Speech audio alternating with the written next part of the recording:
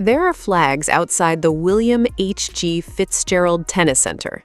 Not the American flag, the Philippine flag. 3 stars, a sun, and a sea of red, white, and blue that has nothing to do with the host country. Fans are pressed against the fences, phones raised, voices loud, waiting for one person. And she hasn't even stepped out of the car yet. This is Washington, D.C. This is the Mubadala City DC Open, and this is the moment Alex Eala's 2026 season stops being a story about potential and starts being a story about something much bigger. 72 hours ago, she was standing on center court at Wimbledon, tears in her eyes, walking off to a standing ovation after one of the most remarkable Grand Slam runs in Philippine tennis history. Most players in that situation go home. They rest, they recover, they take time to process what just happened. Alex Eala boarded a plane. Because for her, what just happened isn't the story. What happens next is. Let's go back 4 days. July 6th, Wimbledon, round of 16. Eala stepped onto that court against Yasmin Paolini and played some of the most fearless tennis of her life. 3 sets, every point fought for, the kind of match that earns respect regardless of the result. And when it ended, when the last ball landed out and the match slipped away, the crowd didn't sit down. They stood, all of them, a standing ovation for a 21-year-old from the Philippines who had just become the furthest-reaching Filipina in Grand Slam singles history during the Open era. She walked to the net, shook hands, then turned and faced a crowd that had watched her grow match by match throughout the fortnight. That walk off center court, cameras following every step, was the image that spread across Filipino social media within minutes. The following morning, July 7th, she posted a single word on Instagram: everything. Then a thank you to Wimbledon. No long captions, no emotional breakdown, no lengthy reflection on what could have been, just one word that somehow said it all. And then she packed her bags. By Wednesday, she was already in Washington. No extended break, no press tour, no recovery week tucked away from the tour. The disappointment of that Wimbledon exit had barely settled before she was already focused on what was next. For a 21-year-old carrying the weight of an entire nation's tennis hopes, that kind of mental reset doesn't happen by accident. It's built, deliberately, over years of work that most people never see.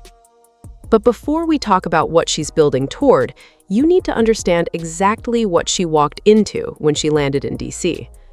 The DC Open carries a WTA 500 label. The prize pool sits at over $1 million, with the total tournament commitment exceeding $1.6 million. Those are serious numbers, but the field assembled for this year's edition doesn't match the category. It matches something considerably larger. According to the WTA July 3rd player entry list, 7 of the world's top 20 players are confirmed to compete. 7 at a 500-level event. To put that in perspective, some WTA 1000 tournaments don't draw that kind of top-end depth. Look at the names. Elena Svitolina, former world number 3 and one of the most battle-tested competitors on the tour. Marta Kostyuk, a former DC finalist who knows exactly how to navigate this draw. Naomi Osaka, a 2-time US Open champion deep in her comeback, still capable of producing tennis that reminds everyone why she was once the most dominant player in the world. Venus Williams, whose name alone changes the atmosphere of any tournament she enters, and Leylah Fernandez, the defending champion, who lifted this exact trophy in 2025 and will be doing everything in her power to make sure she doesn't hand it over without a fight. That is the gauntlet waiting for Alex Eala. Not a soft draw, not a field she can sleepwalk through on reputation, a genuine, deep, unforgiving test of everything she has developed over the past 18 months. And one of those names carries a very specific kind of extra weight. Elena Svitolina, the same player Eala defeated convincingly in Berlin just 3 weeks ago. If they meet again in DC, both players will remember exactly how that last encounter ended. Those are the kinds of subplots that make tournaments worth watching closely. There's another element to this field that the calendar makes impossible to ignore. 12 months ago, the demands of a back-to-back summer schedule began to catch up with Eala heading into Cincinnati. The physical toll of tournament after tournament on different surfaces exposed the kind of vulnerability that even the most talented young players can't always avoid. Now here she is again, turning from Wimbledon to Washington in under 72 hours, asking her body and her mind to do it all over again. The tennis world is quietly raising the same question it raised a year ago. Can she handle this stretch? The difference is that this time, the question is asked with far more respect for what her answer might be. To understand why Washington feels different, you have to go back to Berlin, June 17th. Eala walked onto that grass court and stood across the net from Elena Rybakina, a former Wimbledon champion, a player who had spent years at the top of the game on this surface. What followed was not a close, scrappy, grinding victory that required everything to go right. It was a straight sets statement. One day later, she was back on court, this time against Elena Svitolina, a Grand Slam semifinalist and one of the most respected competitors in the women's game. Another straight sets win. Back-to-back victories over two established stars, both on grass, both on their preferred turf, both delivered with the kind of conviction that changes the way opponents prepare for you. Those two results didn't just boost her ranking, they shifted something in how the tennis world viewed her. She stopped being described as a promising prospect. She started being described as a genuine threat. Players and coaches who had previously treated her as a favorable draw began paying closer attention, because in tennis, you can only be underestimated once. After Berlin, no one was underestimating Alex Eala anymore. Then came July 4th at Wimbledon, round of 32, and across the net stood Iga Świątek, the defending champion, the player who had dominated women's tennis for the better part of 3 years and arrived at the England club with the weight of expectation that comes with being the favorite. The match score tells the story cleanly. 7-6, 6-2, straight sets. Eala's biggest career victory, delivered on the biggest stage in the sport, against the player the entire draw had been built around avoiding. After the match, she walked to the microphone and said something that circulated across social media for days. The court is not the place to belittle yourself. It wasn't a rehearsed line, it wasn't a marketing quote. It was a reflection of a mindset shift that had been taking shape for months, the result of a coaching environment that had spent years building not just her game, but her belief in what she was capable of. That quote told you more about where Alex Eala is right now than any ranking number could. Here's something that gets overlooked when people talk about Alex Eala's results. The wins are remarkable, the ranking climb is historic, but the thing that truly sets her apart from other rising stars on the WTA Tour is what happens in the stands wherever she plays.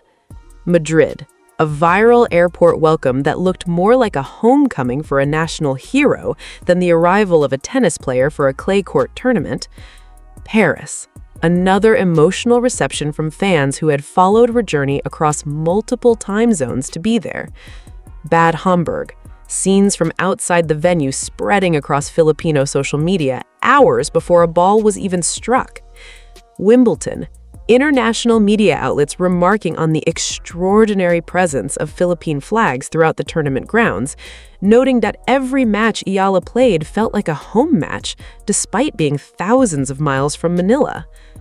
This isn't just fan enthusiasm, this is a global community that has decided, collectively, that this player's journey matters.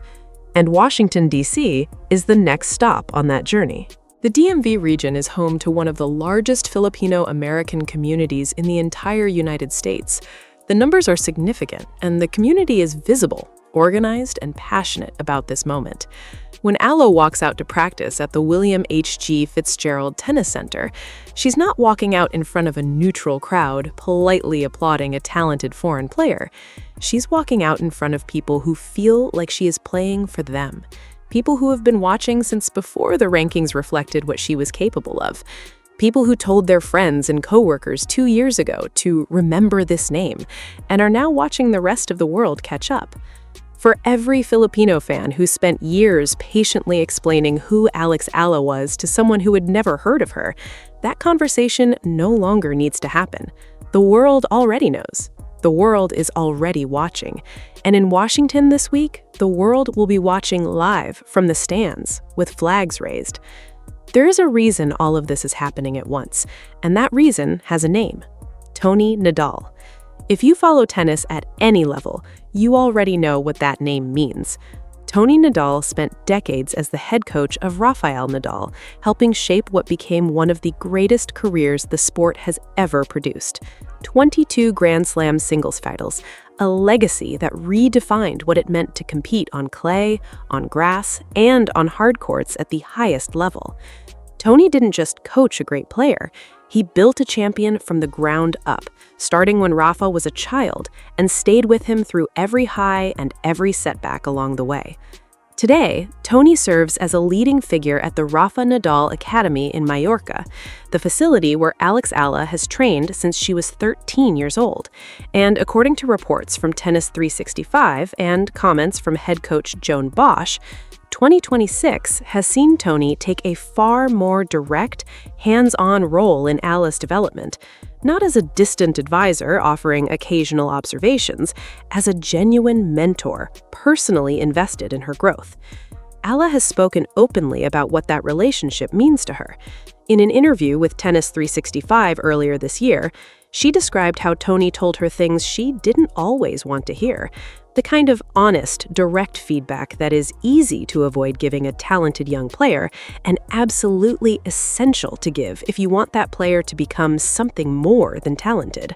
She also revealed that he has repeatedly expressed confidence in her game and her personality, telling her directly that he believes she has the potential to compete at the very highest level. These are not throwaway compliments from a legend who briefly crossed paths with a rising star.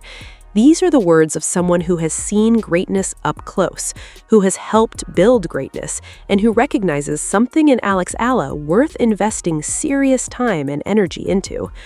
There have also been reports suggesting that Rafael Nadal himself has passed on tactical advice through her coaching team. That layer of connection, even indirectly, adds another dimension to the support structure surrounding her development. When one of the greatest champions in tennis history and his longtime coach both have a stake in your progress, the people watching from the outside take notice. Opponents take notice. And somewhere in that environment, a young player starts to understand that the people who know this game best believe she belongs among the best. Washington is the first hardcourt test of everything that environment has been building. The DC Open doesn't exist in isolation. It is the opening chapter of the most important stretch of Alex Eala's season, and possibly the most important stretch of her career so far. After Washington comes the National Bank Open in Montreal, then the Cincinnati Open, then at the end of August in New York, the US Open. 4 major events, consecutive weeks, all on hard courts, all carrying enormous ranking implications. This is the North American hard court swing, and for a player currently knocking on the door of the WTA's top 20, how she navigates this stretch will define the rest of her year. Breaking into the top 20 would be a historic achievement for Philippine tennis. No Filipino player, male or female, has reached that milestone in the modern era. The ranking points available across these 4 tournaments represent a genuine opportunity to make that happen. But ranking points require results. Results require winning matches. And winning matches in this field against this caliber of opposition on a surface she's transitioning to from a grass court Grand Slam campaign requires everything she has. The surface question is legitimate. Grass and hard courts demand different things from a player's body and their game. The footwork adjustments, the change in ball bounce, the shift in tactical patterns, none of it is automatic. History is full of players who peaked brilliantly on one surface only to struggle when the calendar forced the switch. The question of whether Eala can back up her historic grass campaign with results on North American hard courts is not a small one. It is the central question of her season. But here's what history also shows. The players who answer that question successfully, the ones who demonstrate they can compete at the top level across surfaces, are the ones who go on to become genuine Grand Slam contenders. Not one-tournament wonders, not surface specialists, complete players. The kind of player Tony Nadal spent decades helping build. And there's something else worth noting.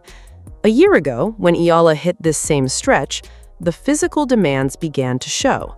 The back-to-back weeks, and the travel, and the emotional weight of representing an entire country on the global stage, it all accumulated in ways that affected her performances heading into Cincinnati. She was younger then, less experienced, working with a support structure that has since grown considerably. The version of Alex Eala arriving in Washington in July 2026 is not the same player who struggled through that stretch 12 months ago. The question is whether the growth has been enough to handle what's coming. Something needs to be said clearly, because early reporting muddied this detail, and it matters. Alex Eala did not receive a wildcard to the DC Open. She did not enter through a special invitation or benefit from any form of preferential treatment. The WTA's official entry list confirmed she entered the main draw directly, as a standard entry, on the basis of her world ranking. In a field that includes 7 of the world's top 20 players, she belongs there not because anyone handed her a spot, but because the results she produced throughout 2026 earned her one. Think about what that means in context. 18 months ago, she arrived in Miami as a qualifier, someone who had to win matches just to get into the main draw, someone still proving she belonged on the WTA Tour at all. Now, she walks into a major North American tournament as a direct main draw entrant, seated among the elite, expected to compete deep into the week. That is not a gradual, polite climb up the rankings. That is a transformation. Every match she won in Berlin mattered. Every round she survived at Wimbledon mattered. Every victory over a top 10 player, every late-night flight between cities, every early morning practice session mattered. Not in some abstract motivational sense, but in the concrete, specific sense that all of those things produced ranking points that placed her name on the DC Open main draw entry list without a wildcard next to it. In professional tennis, the difference between a wildcard and a direct entry sounds administrative. In reality, it is the difference between being a guest and belonging there. Alex Eala belongs there, and everyone in the draw knows it. Here is where everything stands. A 21-year-old Filipina steps into one of the toughest WTA 500 fields assembled in years. She is coming off the most emotionally significant match of her career. She is switching surfaces under a compressed timeline. She is carrying the hopes of millions of fans who have followed this journey from obscurity to the center court at Wimbledon. And she is doing it all while trying to answer the one question that will determine whether 2026 is remembered as a breakthrough season or the beginning of something even larger. Can she carry this momentum onto hard courts? History says it's difficult. The schedule says it's brutal. The field says there will be no easy path. But Alex Eala has spent the better part of 2 years making arguments against what history says is possible. She did it in Miami as a qualifier. She did it in Berlin against Rybakina and Svitolina. She did it at Wimbledon against the defending champion. Each time, the situation called for something more than what anyone expected her to produce. Each time, she produced it anyway. Washington doesn't guarantee another chapter like those. The hard courts are unforgiving, the opponents are prepared, and the turnaround from Wimbledon is short by any standard. But there is something in the way she responded to that center court defeat. The one-word post, the immediate flight to DC, and the absence of drama or excuse that suggests this version of Alex Eala understands something important.